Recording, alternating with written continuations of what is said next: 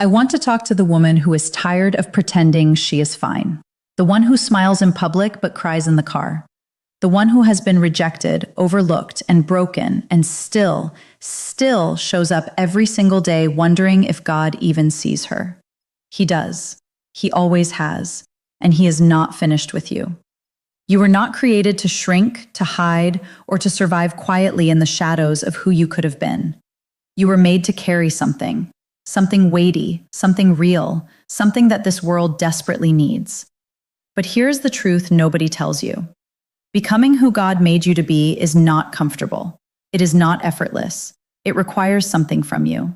On healing. Stop running from the broken places. Every powerful woman of God I have ever seen carry genuine authority has one thing in common. She let God into the rooms she was most afraid to open.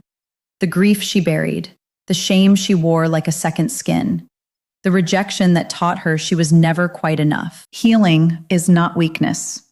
Healing is the bravest thing you will ever do, because it means you are willing to feel it, face it, and finally let God speak the truth over what the wound has been whispering. The wound said, "You are unwanted." God says, "I chose you before you were formed." Do not let a lie you heard in a painful moment become the story you live your entire life inside of. Trust God's timing is not cruelty. It is craftsmanship. I know what it feels like to pray and hear silence, to do everything right and watch things fall apart anyway, to stand at an altar of surrender, not knowing if what you're giving up will ever come back in another form. But I have learned this. The seasons that felt like God abandoned me were the very seasons he was building something in me that could not be built in comfort. Roots only go deep when there is drought. Character only forms in resistance. Faith only grows where it cannot see. If God has not moved yet, it is not because he forgot. It is because he is still building what your breakthrough requires. Stop reading delay as rejection. Those are not the same word, and they do not carry the same meaning. On fear and courage. Fear is not your authority. God is. Fear will talk to you every single morning. It will remind you of every time you tried and failed, every time someone left, every dream that didn't survive contact with reality. Fear is not subtle. It is loud and it is strategic, and it goes after the exact thing God placed in you that could change your corner of the world. But here's what I want you to know. Courage is not the absence of fear. Courage is moving forward while fear is still screaming at you. Courage is saying, "I don't feel ready, but I trust the one who called me more than I trust the voice telling me to stay small." You do not need a feeling of confidence to take a step of obedience. You just need enough trust to move. The most powerful women are not the ones who never doubted. They are the ones who doubted and stepped anyway. On discipline and purpose. Purpose is not found, it is built, day by ordinary day. We have romanticized calling so much that women are waiting for a burning bush moment when God is speaking through the consistent disciplines of their everyday lives. The woman who prays when she does not feel like it, who opens her Bible on the hard mornings, who is faithful in the season nobody is watching. Power is not given to the spectacular.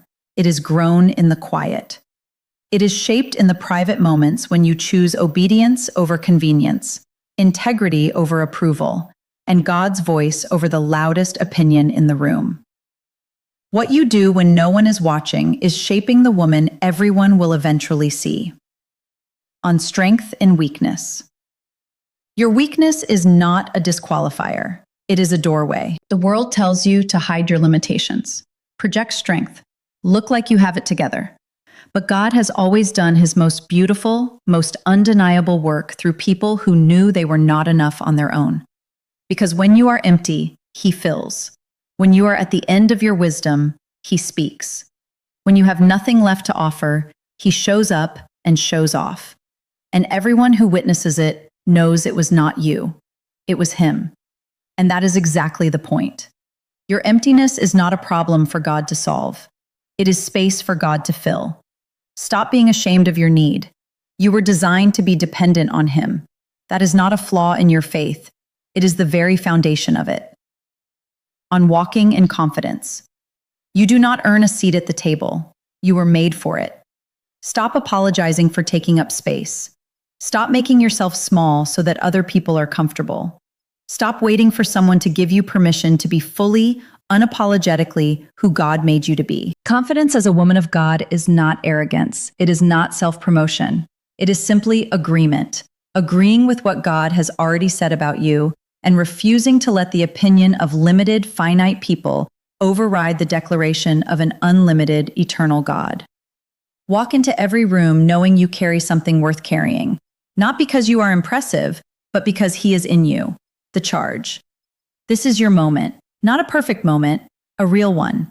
With all your history, all your hurt, all your half-healed places, and your still forming faith. God is not waiting for you to be finished before He uses you. He is using you in the becoming, the growing, the stumbling forward, the trying again. You are not too much of anything. You are not too broken. You are not too late. You are not too ordinary. You are a woman made in the image of the living God. And that alone means there is something inside of you that this world has never seen before and will never see again. Do not let a quiet life be the thing that silences a God-given voice. Rise, not because you feel ready. Rise because He said so. Rise because there is someone watching who needs to see what it looks like when a woman fully trusts God in the middle of everything hard. Rise and become everything He called you to be.